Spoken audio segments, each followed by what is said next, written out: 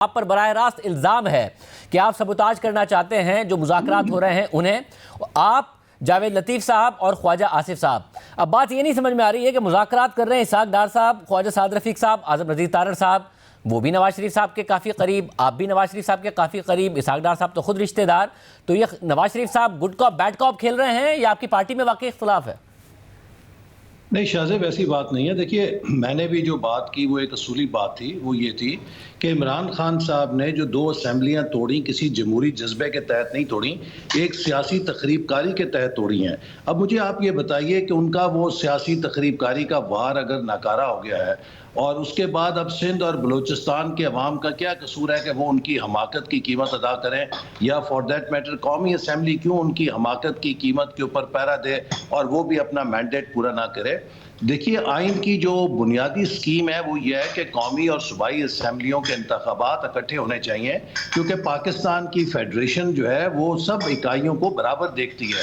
पंजाब में जल्दी इलेक्शन करने का मकसद ये है कि आप पंजाब की बालादस्ती कायम करना चाहते हैं छोटे ये तो आपका मौकफ है ना, तहरीक इंसाफ का अलग मौकफ है, मगर आप मुज़ाकरात कर रहे हैं, इसका मतलब है आप अपनी पोजीशन से पीछे हटेंगे और तहरीक इंसाफ भी कहीं ना कहीं पीछे हटेगी। अब खान साहब ने भी फाइनल पोजीशन ले लिया कि 14 मई से पहले आपने नई असेंबलियां तोड़ी तो वो सुप्रीम कोर्ट पर रिलाय करेंगे।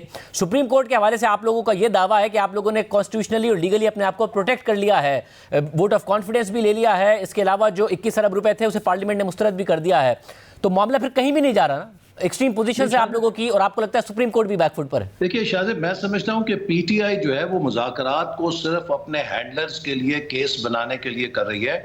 इमरान खान साहब का ये कहना कि 14 मई तक अगर हुकूमत ने असेंबलियां ना तोड़ी तो मैं ये कर दूंगा, इसका मतलब तो ये कि इट इज़ माई वे और high way.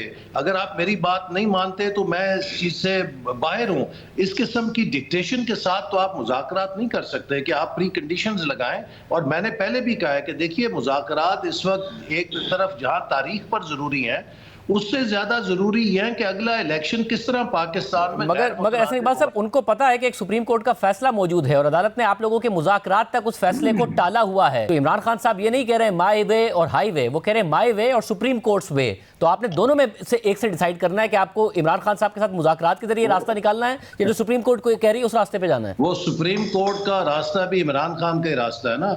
It is either supreme court और इमरान खान वे और हाईवे। बात यह है कि सुप्रीम कोर्ट जो इस वक्त केस कर रही है, उस वक्त तमाम लोगों ने सुप्रीम कोर्ट को कहा था कि आप तसल्ली के साथ सबका मौकफ सुनिए। सियासी जमातों को नहीं सुना गया, बार काउंसिल्स को नहीं सुना गया, सिर्फ पीटीआई के वकील को सुनकर सुप्रीम कोर्ट ने उजलत में एक फैसला दे दिया।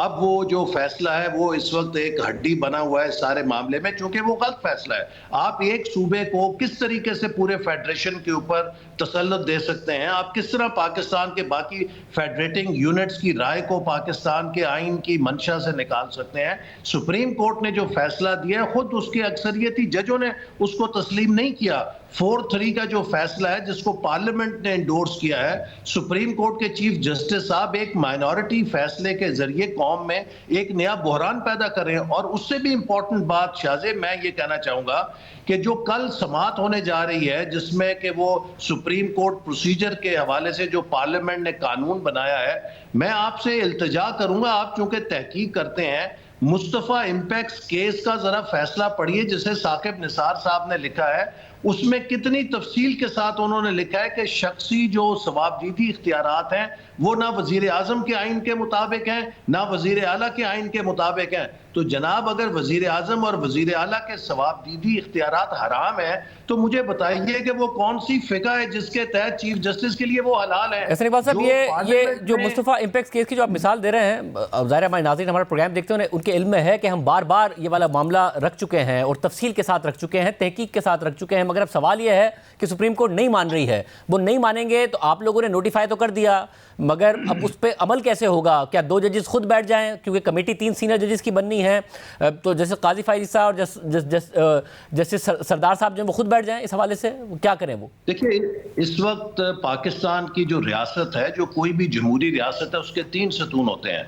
और जहां पार्लियामेंट की हम सॉवरेंटी की बात करते हैं तो हमारी जो स्कीम है उसके अंदर जुडिशरी ये कहती है कि पार्लियामेंट की खुद मुख्तारी पे जुडिशल रिव्यू है। और जुडिशल रिव्यू इस बात का है कि अगर पार्लियामेंट आइन की स्कीम से तजावुज करेगी तो अदालत जो है उस हुक्म को, उस कानून को साकत कर सकती है। सवाल यह है कि अगर जुडिशल रिव्यू पार्लियामेंट के ऊपर है तो क्या वो जुडिशल रिव्यू चीफ जस्टिस या अदलिया को खुदा ना खास्ता शहनशाह के इख्तियारात देता है कि अगर जुडिशरी जो है ट्रांसग्रेस करे आइन के इख्तियारात के साथ, वो आइन को रीराइट करने की कोशिश करे, तो फिर उसके ऊपर पार्लियामेंट जो है वो भी यकीनन नजर रख सकती है। और ये एक बहरान है जिसकी मतलब अगर कल ये फैसला दे दिया कि ये कानून नहीं है ठीक, अगर ये इस कानून को मुस्तरद कर दिया, पहले अमल दरामद तो रोका हुआ है, अगर मुस्तरद ना भी करें और लटका के रखें तब भी आप लोग क्या कर लेंगे? मैं ये जानना चाह रहा हूं कि सॉल्यूशन क्या है? क्या आप लोग ये एंटिसिपेट कर रहे हैं या फिर एक्सपेक्ट कर रहे हैं कि बाकी दो जजेस हैं, जस्टिस काजी फाइज है, जस्टिस सरदार तारिक मसूद, वो इस हवाले से कोई इनिशिएटिव ले लें, क्योंकि वहां से तो कुछ भी नहीं आया है? आप लोगों का क्या लाएअमल है, क्योंकि मामला तो लटका हुआ है ना, कानून बन गया, अमल दरामद तो नहीं हो रहा है, बेंच इस दफा भी चीफ जस्टिस नहीं बना है। तो ये चाहते हैं और दिल से चाहते हैं कि पाकिस्तान की सुप्रीम कोर्ट जो बैकबोन है जुडिशल निजाम की, वो तनाज़े का मरकज ना बने। और इसीलिए हमने बार बार चीफ जस्टिस साहब से कहा कि अगर आपको यकीन है कि आपने आइन के मुताबिक फैसला दिया है तो आपको किस चीज की घबराहट है कि आप फुल कोर्ट नहीं बनाते? क्या आपके जो ब्रदर जजेस हैं वो आइन का हलफ नहीं उठाया हुआ? क्या वो आइन की पासदारी पर आपका साथ नहीं देंगे? ये साफ इस बात का सबूत है कि चंद मखसूस जज हैं जिनको खुद ये एतमाद नहीं है कि पूरी सुप्रीम कोर्ट उनके मौकफ की तायद करेगी। और वही जो हैंडलर्स हैं इमरान खान के, इमरान खान को जल्दबाजी ये है कि उसके आधे हैंडलर जो थे वो रिटायर हो गए हैं, बाकी सितंबर तक वो समझता है कि बाकी आखिरी हैंडलर भी चले जाएंगे, तो सितंबर से पहले पहले हर कीमत पे मैं इलेक्शन करा लूं। और इसके एवज वो उनको क्या देगा? हो सकता है कि उसने ऑफर किया हो कि मैं आपकी जो रिटायरमेंट एज है वो बढ़ा दूंगा, अल्लाह जाने अंदर का मामला क्या है। लेकिन मगर फिर आप लोग भी, मगर आप लोगों को भी पता है ना कि 2-3 महीने में कोई फर्क तो पड़ना नहीं है, उसके बावजूद आपका भी अक्टूबर पर इसरार इसीलिए है ना, आप भी चाहते हैं कि सितंबर गुजर जाए, जिस तरीके से इमरान खान साहब चाहते हैं कि सितंबर ना गुजरे। देखिए, हमारा अक्टूबर पे इसरार किसी हैंडलर की वजह से नहीं है, हमारा अक्टूबर पे इसरार आईनी मुद्दत जो असेंबलियों की है उनके मुकम्मल होने के ऊपर है।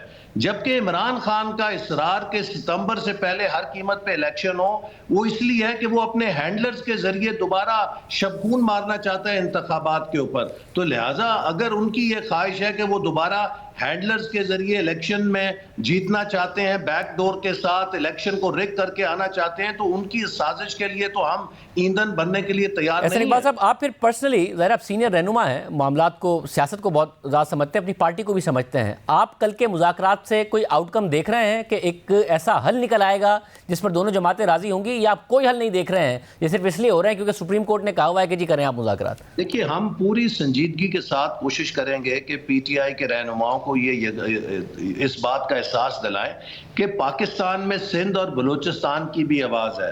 पाकिस्तान में आपकी 2 असेंबलियां तोड़ने की हमाकत की कीमत या सजा सिंध और बलूचिस्तान के अवाम या कौमी असेंबली नहीं दे सकती। आप अगर संजीदा हैं तो अक्टूबर में जब आईनी मुद्दत मुकम्मल होती है उस पर पूरे मुल्क में इकट्ठे इंतखाबात के लिए आमादा हों। लेकिन उससे ज्यादा जरूरी बात यह है कि अगले इलेक्शन को कैसे गैर मुतनाज़ा किया जाए ताकि इलेक्शन के बाद कोई नया तनाज़ा ना सब वो नहीं मानेंगे। देखिए, खान साहब ने तो 14 मई कहा है, खान साहब ने तो 14 मई कहा है, मगर उनकी जो मैक्सिमम फ्लेक्सिबिलिटी हो सकती है आप लोगों के लिए वो है कि आप अगला बजट पहले देने से जाएं, यानी कि आप कोई 15-20 दिन की ही 14 मई के मुकाबले में ऊपर नीचे आप ज़्यादा सर्वाइव कर सकते हैं, जो कि वो चाहते हैं, क्योंकि वो नहीं चाहते कि जो इमरान खान साहब आपके साथ कर गए थे, पूरा का पूरा IMF का प्रोग्राम तबाह कर गए थे, क्योंकि IMF की शराइत की खिलाफवर्जी की, आप भी वही काम करें, एक रिलीफ और एक्सपेंशनरी बजट दें जो IMF की शराइत के मुताबिक ना हो और पाकिस्तान की इकॉनमी का सत्यानाश हो जाए। बाद में अगर इमरान खान भी हुकूमत में आए तो मीशत को ना संभाल पाएँ। जो वो आपके साथ कर गए थे उन्हें डरे, आप भी वही करने जा रहे हैं।